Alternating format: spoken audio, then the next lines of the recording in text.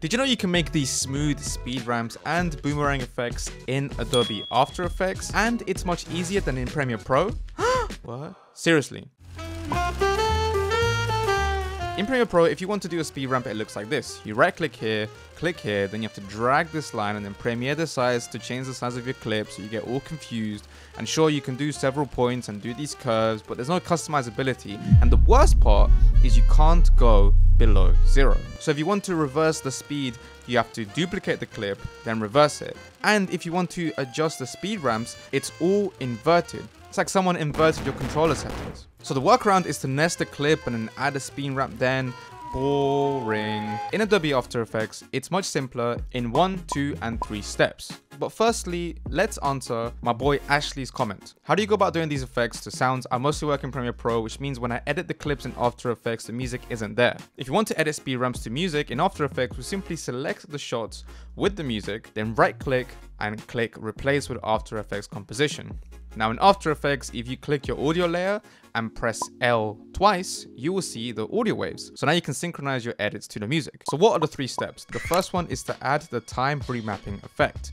We get given this number here, which if we click and drag forward, the clip moves forward, and if you drag backwards, it goes backwards. And doing so adds a keyframe. Step 2 is to add keyframes. So I want it to go from here to here. So what I'll do is I'll just add a keyframe at this point there, move back, add a keyframe at this point here. And now I have 2 keyframes and I want this bit to be fast. And all I have to do is just click and drag this point backwards. And look.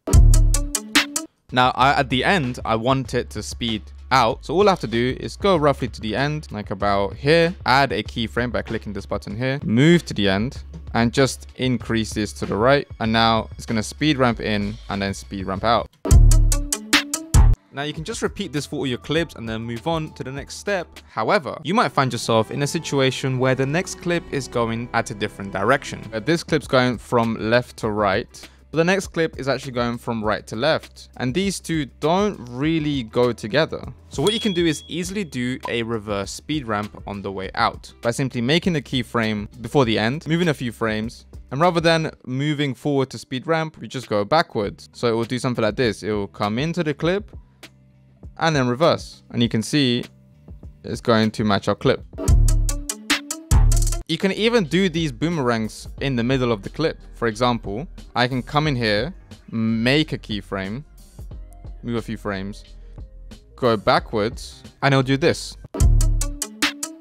Now you obviously want to time this to the music, I'm just giving you the example here, but there's one thing missing, and that is step 3. And step 3 is to smoothen out the keyframes. Now the simple way to do it is by selecting all these clips, pressing F9 on the keyboard, or right clicking, keyframe and do easy ease. Or if you really wanted to make things a little bit better, we can go into the graph editor. To make sure you have the right graph, you want to right click and make sure that you have edit speed graph checked. Now what you want to do is make sure you have time remap selected, and then you can see between these 2 points is the first speed ramp. All that's happening is that the speed is going up and going down. Boring. So open up your seasoning cupboard because we're about to add some spice. So we can customize this by clicking on each individual point, which will show us these handles that if we stretch will change the pattern of the speed. Some patterns that you can do are the following. You can take the initial point with the handle, drag it to the right, and you basically make the velocity go up as it gets to the end. So it looks like this.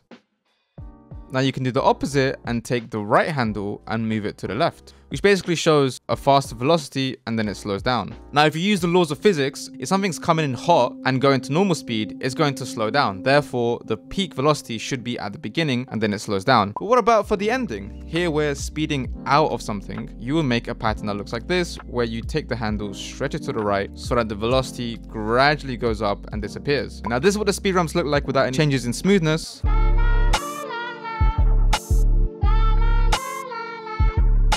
And this is what they look like after the changes in smoothness.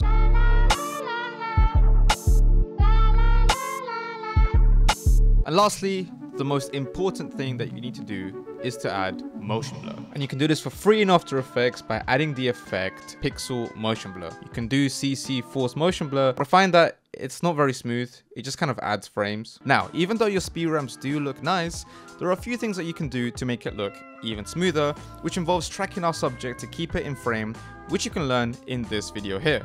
I've also been working on an online course that you guys can find on my new website when it's released, which is the same place that you can find the project files for this project down below. Don't worry if you're a Patreon user, that will also remain updated. And with that being said, I will see you in the next video.